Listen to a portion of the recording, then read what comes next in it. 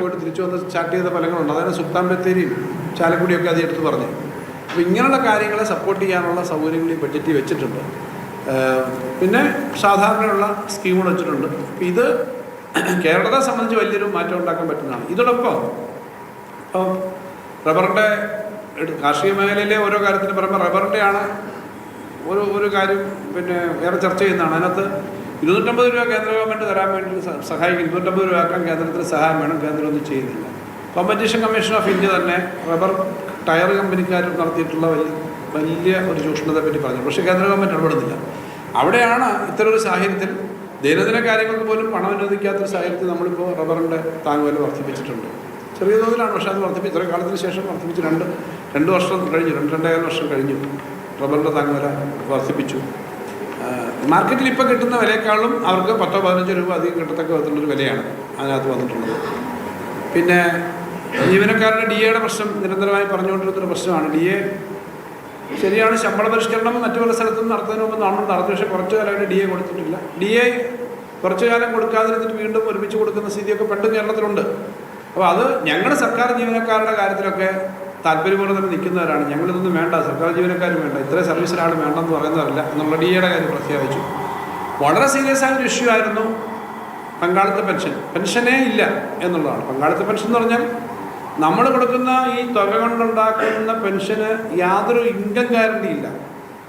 ഇപ്പോൾ PF-ലൊക്കെ ഉള്ളവരുടെ കാര്യം നിങ്ങൾക്കറിയാം, വളരെ തുച്ഛമായിട്ട് നിങ്ങൾക്ക് തന്നെ പല പത്രപ്രവർത്തന സ്ഥാപനങ്ങളിൽ പണ്ടുണ്ടായിരുന്ന പെൻഷൻ അത് പലപ്പോഴും ഒരു സ്ഥിരതയില്ല പെൻഷൻ. അതുകൊണ്ടൊരു അഷ്വേർഡ് പെൻഷൻ സ്കീമിലേക്ക് വരണം. അതിനുള്ള സാങ്കേതിക കാര്യങ്ങളുണ്ട്. ഇപ്പോൾ തന്നെ ഒരു പെൻഷൻ സ്കീമിന് ഗവൺമെൻറ് ഓഫ് ഇന്ത്യ കളക്ട് ചെയ്ത ഫണ്ടുണ്ട്. അതിൻ്റെ കാര്യങ്ങൾ അതിൽ പറഞ്ഞിട്ടുണ്ട്. അപ്പോൾ അത് നമുക്ക് തിരിച്ച് കളക്ട് ചെയ്ത് കിട്ടണം. പുതിയൊരു സ്കീം മറ്റു പല സംസ്ഥാനങ്ങളും പൂർണ്ണമായും വിജയകരമായിട്ടില്ലെങ്കിൽ പലതും ചർച്ച ചെയ്യുന്നുണ്ട്. അപ്പോൾ അതിനനുസരിച്ച് നമ്മുടെ ഇൻറ്റൻഷൻ സർക്കാർ ജീവനക്കാർക്ക് ഒരു അനിശ്ചിതത്വമല്ല, അവർക്കൊരു അഷ്വേർഡ് ആയിട്ടൊരു പെൻഷൻ കിട്ടുന്ന തരത്തേക്ക് ഒരു സ്കീം വേണം എന്ന നിലയിലുള്ള കാഴ്ചപ്പാട് അതിൻ്റെ ഭാഗമായിട്ട് പറഞ്ഞിട്ടുണ്ട്. അപ്പോൾ ഇങ്ങനെ കുറച്ച് കാര്യങ്ങൾ ആളുകൾക്ക് സഹായകരമായ കാര്യം പറഞ്ഞിട്ടുണ്ട്. എന്നാൽ വലിയ തോതിൽ നമ്മളെ വല്ലാതെ ബുദ്ധിമുട്ടിക്കുന്നത് ഇപ്പോഴും ഞങ്ങൾ ഓരോ ദിവസവും ഈ കാര്യങ്ങൾ പറയുന്നതും ഒരു ആവർത്തനമാകുമെന്നുള്ളതുകൊണ്ടാണ് ഞാൻ പറയാത്തത്. ഇപ്പോൾ തന്നെ നമ്മൾ ബോറോയിങ് എടുത്തു, ആ പണം തിരിച്ചടച്ചു. അപ്പം ആ തിരിച്ചടച്ച പണത്തിന് തുല്യമായിട്ട് വീണ്ടും എടുക്കാം. ഇതാണ് റീപ്ലേസ്മെൻറ്റ് ബോറോയിങ് എന്ന് പറയുന്നത്. നമുക്ക് റീപ്ലേസ്മെൻറ്റ് ബോറോയിങ് കിട്ടേണ്ടതാണ്. ഇപ്പോൾ കഴിഞ്ഞ ആഴ്ച കിട്ടേണ്ടതാണ്, അതുപോലും തരുന്നില്ല. ഇങ്ങനെ ധാരാളം പ്രശ്നങ്ങൾ നമ്മൾ നേരിടുന്നുണ്ട്. അപ്പോൾ അത്തരം പ്രശ്നങ്ങളുള്ളത് കൊണ്ട് തന്നെ വലിയ തോതിൽ സംസ്ഥാനത്തെ ബുദ്ധിമുട്ടാക്കിക്കൊണ്ടിരിക്കുന്ന സമയമാണ്. അതുകൊണ്ട് ഞാനതിനകത്ത് പറഞ്ഞിട്ടുണ്ട്, ഈ സാമൂഹ്യക്ഷേമ പെൻഷൻ 62 ലക്ഷം പേർക്ക് കൊടുക്കുന്നതാണ്. അവർക്ക് പെൻഷൻ കൊടുക്കുന്നതിന് സമയബന്ധിതമായിട്ട് ഓരോ മാസം കൊടുക്കാൻ പറ്റാത്തൊരു പ്രശ്നമുണ്ടെന്നുള്ളത് നിങ്ങൾക്കറിയാവുന്നതാണ്. അപ്പോൾ അത് കൊടുക്കാൻ വേണ്ടിയുള്ള ശ്രമം വളരെ സജീവമായിട്ട് നടത്തും. അടുത്ത വർഷം വരുമ്പോഴേക്കും കൃത്യമായ ഒരു ഫോർമുലേഷൻ കൂടെ ഉണ്ടാക്കി അത് കൃത്യമായിട്ട് മാസം തോറും കൊടുക്കുന്നതിൻ്റെ കാര്യമാണ് ആലോചിക്കുന്നതെന്ന് അത് പറഞ്ഞിട്ടുണ്ട്. അപ്പോൾ ഇതിനൊപ്പം നിയമപരമായ കാര്യങ്ങൾ നടത്തുന്ന കാര്യങ്ങൾ. അപ്പോൾ ഇങ്ങനെ പൊതുവിൽ ഈ ബഡ്ജറ്റിനകത്ത് ഓരോ മേഖല എടുത്താലും നമ്മൾ ചെയ്യാൻ ഉദ്ദേശിക്കുന്ന കാര്യങ്ങൾ, ഡെവലപ്മെൻറ്റിൻ്റെ കാര്യം, സർക്കാർ ജീവനക്കാരുടെ കാര്യത്തിൽ എടുക്കുന്ന കാര്യം, പൊതുസമൂഹത്തിൻ്റെ കാര്യത്തിൽ എടുക്കുന്ന കാര്യം, പിന്നെ ക്ഷേമ പെൻഷൻ്റെ അടക്കം കാര്യങ്ങൾ എടുക്കുന്ന സമയമൊക്കെ ഇനി പറഞ്ഞിട്ടുണ്ട്.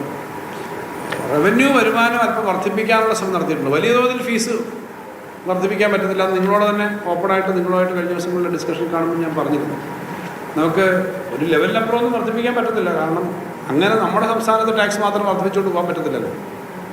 അതുകൊണ്ട് വർഷങ്ങളായിട്ട് കളക്ട് ചെയ്തായിരുന്നു. 63-ൽ തീരുമാനിച്ച ഒരു ടാക്സ് ഇപ്പം പുതുക്കിയെന്ന് പറഞ്ഞാൽ ചെറിയ പണമാണെങ്കിലും 1963 അങ്ങനെയൊക്കെയുള്ള ചില ടാക്സുകൾ ഇനിയുണ്ട്. അതുപോലെ എല്ലാ ഡിപ്പാർട്ട്മെൻറ്റിലും ചെറിയ ചിലപ്പോൾ 1-2 കോടി രൂപയൊക്കെ ആയിരിക്കും സംസ്ഥാനത്ത് ആകെ ഒരു ഇതിൻ്റെ ഭാഗമുണ്ട്. പക്ഷേ അത്തരം കാര്യങ്ങളിലൊക്കെ ചെറിയ കാര്യങ്ങളുള്ളതേ ഉള്ളൂ. അത് കളക്ട് ചെയ്തിട്ടുണ്ട്.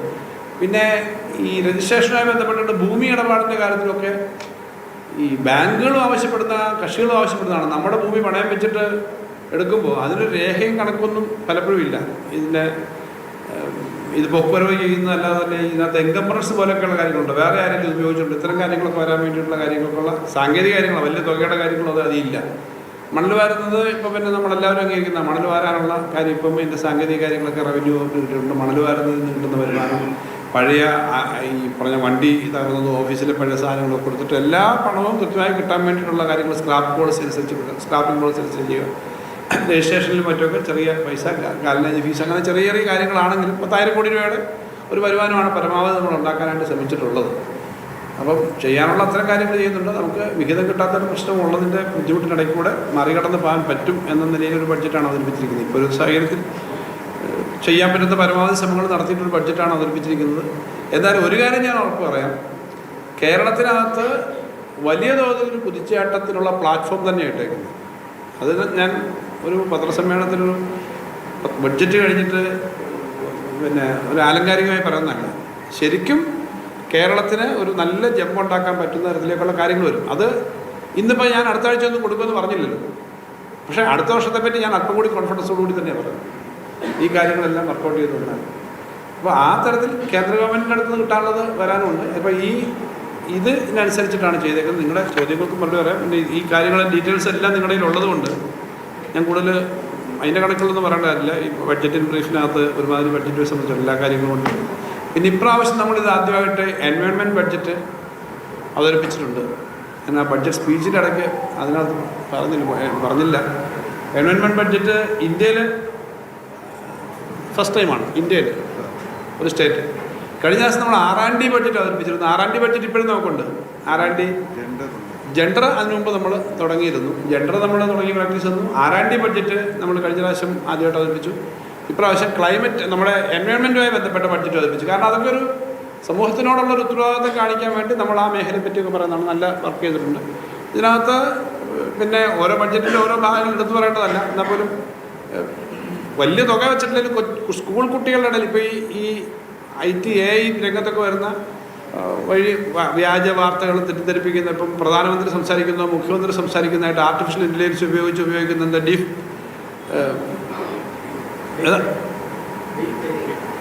പിന്നെ പുതിയ സാങ്കേതിക വിദ്യകൾ AI-യുടെ ഉപയോഗിച്ചുള്ള അത്തരം പ്രശ്നങ്ങൾ, അതുപോലെ തന്നെ അത്തരം കാര്യങ്ങൾ, എഡ്യൂക്കേഷൻ, മയക്കുമരുന്ന് മാത്രമല്ല ഒരു പ്രശ്നം, തെറ്റായ ഇൻഫർമേഷനുകളുടെ പ്രശ്നമുണ്ട്. അതുപോലെ തന്നെ AI-യും റോബോട്ടിക് ടെക്നോളജിയും ഒക്കെ നല്ലതുപോലെ ഉപയോഗിക്കുന്നതിന് ഉള്ള കാര്യങ്ങൾ, ഇങ്ങനെ പല മേഖലയിലെ കാര്യങ്ങളുണ്ട്. നിങ്ങളുടെ ചോദ്യങ്ങൾക്കനുസരിച്ച് ബാക്കി കാര്യങ്ങളുണ്ട്.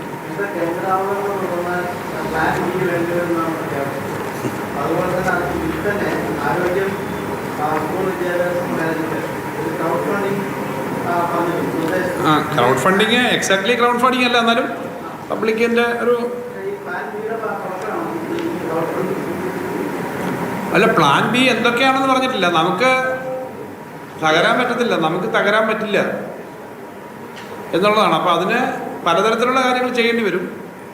അത് ഈ ആളുകളുടെ നിന്ന് മാത്രം ഫണ്ട് മേടിച്ച് ചെയ്യുക എന്നുള്ളത് മാത്രമല്ല, പലതരത്തിൽ നമ്മുടെ ഡെവലപ്മെൻറ്റിന് പല കാര്യങ്ങൾ ചെയ്യാൻ പറ്റും എന്നുള്ളത് ഉള്ളത്. അതിൻ്റെ വിശദാംശങ്ങൾ നമ്മൾ വർക്കൗട്ട് ചെയ്യണം. കാരണം ഇത് വ്യവസ്ഥാപിതമായി നമുക്ക് കിട്ടേണ്ട ഒരു നിയമം അനുസരിച്ച് കാര്യങ്ങൾ ചെയ്യുന്നത് പ്രതീക്ഷിച്ചല്ലേ എപ്പോഴും വർക്ക് ചെയ്യുക. അത് വന്നിട്ടില്ല.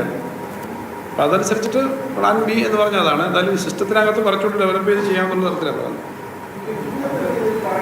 കിഫ്ബിയെ പറ്റി പറയുന്നുണ്ടല്ലോ, ആ ഭാഗം കണ്ടില്ലേ? ഉണ്ടല്ലോ, കിഫ്ബിയുണ്ട്. കിഫ്ബി ഇതൊരു ചെയ്തുകൊണ്ടിരിക്കുന്ന കാര്യങ്ങളും എല്ലാം ഒരു പാർട്ടുണ്ട്. നമ്മൾ ഏകദേശം 30,000 കോടി രൂപയുടെ പ്രവൃത്തി ഇപ്പം നടത്തി, ഇനിയിപ്പം മുന്നോട്ട് പോവാണ് എന്ന് മാത്രമല്ല, കഴിഞ്ഞ ദിവസം വന്നുകൊണ്ടിരിക്കുന്ന ചില വാർത്തകളുണ്ട്. ഒരു കോടതി കേസൊക്കെ ആയിട്ട് വന്നിട്ടുണ്ട്. ഏറ്റവും കൂടുതൽ ക്യാപിറ്റൽ ഇൻവെസ്റ്റ്മെൻറ്റിൻ്റെ പണം, മൂലധന നിക്ഷേപം കുറച്ചാണ് കേരളം നടത്തുന്നതെന്നാണ്. പക്ഷേ കഴിഞ്ഞ ദിവസം റിസർവ് ബാങ്കിൻ്റെ ചില കണക്കുകളും ഒരു പ്രമുഖമായ പത്രം തന്നെ, ഇന്ത്യൻ എക്സ്പ്രസ്സിലാണെന്ന് തോന്നുന്നു, ഒരു വാർത്ത കഴിഞ്ഞ ദിവസം വന്നിരുന്നു. ഇന്ത്യയിൽ ഏറ്റവും കൂടുതൽ ക്യാപിറ്റൽ ഇൻവെസ്റ്റ്മെൻറ്റ് പെർസെൻറ്റേജ് അടിസ്ഥാനത്തിൽ GST പെർസെൻറ്റേജ് അടിസ്ഥാനത്തിൽ നടത്തുന്നത് കേരളമാണ്. കാരണം കിഫ്ബിയുടെ പണവും കിഫ്ബി മടക്കുന്നത് ഇതോട് ചേർത്തല്ല. ആ കിഫ്ബി അത്രയും ക്യാപിറ്റൽ ഇൻവെസ്റ്റ്മെൻറ്റ് നടത്തുന്ന സ്ഥാപനം തന്നെ. നമ്മൾ കേരളമാണ് ഇന്ത്യയിലെ ടോപ്പായിട്ട് നിൽക്കുന്നതെന്നാണ് കഴിഞ്ഞ ദിവസം വാർത്ത. കിഫ്ബിയെ പറ്റിയുണ്ട്.